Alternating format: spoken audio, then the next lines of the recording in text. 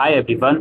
आज हम डीयू के एनसीवेब कॉलेज का यूजी कोर्सेज का बीए और बीकॉम का जो कट ऑफ का शेड्यूल है उसे डिटेल में समझेंगे और एडमिशन का प्रोसेस क्या होता है फॉर्म भरने के बाद उसे डिटेल में समझेंगे।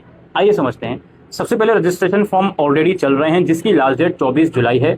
फॉर्म भरना कैसे है उसके ऊपर ऑलरेडी हमारी वीडियो है, डिस्क्रिप्शन बॉक्स में लिंक है। अब जो भी बच्चा फॉर्म भर चुका होगा, रजिस्ट्रेशन फीस भर चुका होगा, अब उसे इंतजार करना है कट ऑफ का। इस शेड्यूल के हिसाब से, हालांकि ये टेंटेटिव है, पहली कट ऑफ जो आनी है वो 27 जुलाई को आनी है।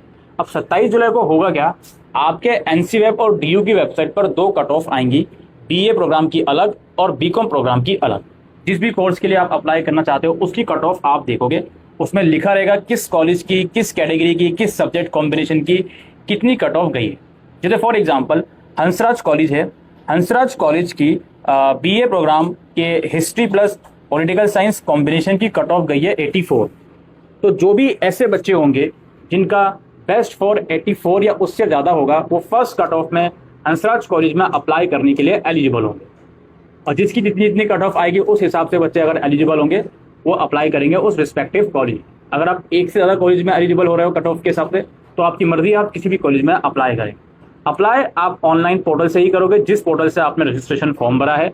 आपको वहाँ पे अपना कोर्स और कॉलेज सेलेक्ट करना होगा और उस फॉर्म को सबमिट करना होगा, मतलब ऑप्शन सेलेक्ट करके सबमिट करना होगा। आधार कार्ड मांगा जा सकता है तो अपलोड कर दीजिएगा। उसके बाद जैसे ही आप अप्लाई कर दोगे, ये अप्लाई करने का टाइम रहेगा 30 जुलाई तक शाम रात 11:59 तक।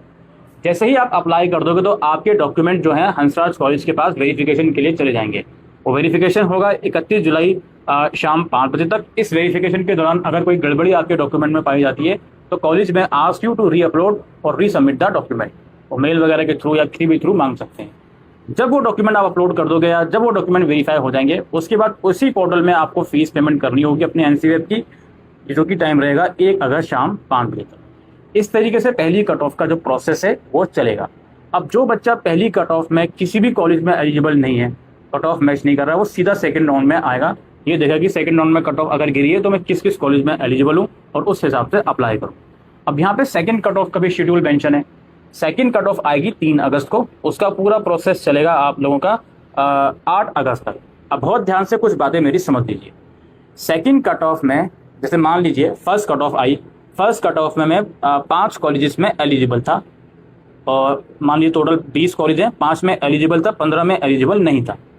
अब जो सेकंड कट ऑफ आएगी, मैंने फर्स्ट कट ऑफ में एडमिशन नहीं लिया, अब जो सेकंड कट ऑफ आएगी मैं उन 5 कॉलेजेस में अप्लाई ही नहीं कर सकता हूँ जिसमें मैं फर्स्ट कट ऑफ में एलिजिबल था।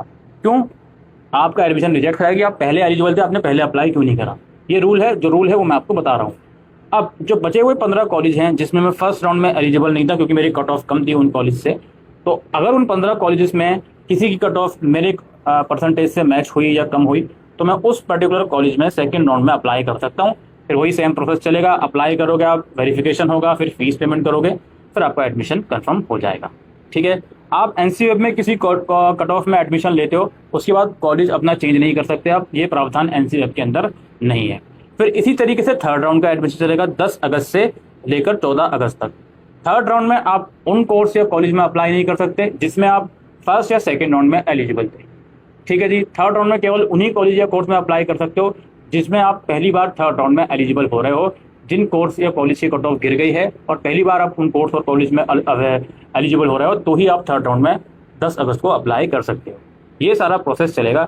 फिर आपकी स्पेशल कट ऑफ आती है। स्पेशल कट ऑफ में जो ये रूल होता है कि हम पहले एलिजिबल थे, हमने अप्लाई क्यों नहीं करा, आप नहीं कर सकते, ये रूल स्पेशल कट ऑफ में नहीं लगता। स्पेशल कट ऑफ का मतलब है कि आप पहले किसी भी कट ऑफ में एलिजिबल थे, आपने अप्लाई नहीं करा उस कोर्स या कॉलेज में, तो आप स्पेशल कट ऑफ में उस कोर्स या कॉलेज में अप्लाई कर सकते हो अगर वहाँ पे सीट्स वैकेंट हैं और वो कट ऑफ निकालता है। ठीक है। इसी तरीके से और भी फर्दर शेड्यूल है, 4th cut off, 5th cut off, यहाँ पे आप देख सकते हो इनका शेड्यूल मेंशन है। और जो फर्दर शेड्यूल अगर होगा तो वो एनसीवेब रिलीज करेगा। समझ गए? ये पूरा प्रोसेस है कंप्लीटली ऑनलाइन पे। जब कॉलेज और क्लासेस आपकी खुल जाएंगी तो आपको अपने रिस्पेक्टिव कॉलेज में फिजिकल डॉक्यूमेंट वेरिफिकेशन के लिए भी जाना होगा। ठीक है। तो ये डिटेल प्रोसेस रहता है दोस्तों डीयू एनसीवेब के एडमिशन का। मैं उम्मीद करता हूँ आपको इस वीडियो में दी गई इन्फॉर्मेशन यूजफुल लगी हो, तो इस वीडियो को शेयर कीजिएगा। शुक्रिया।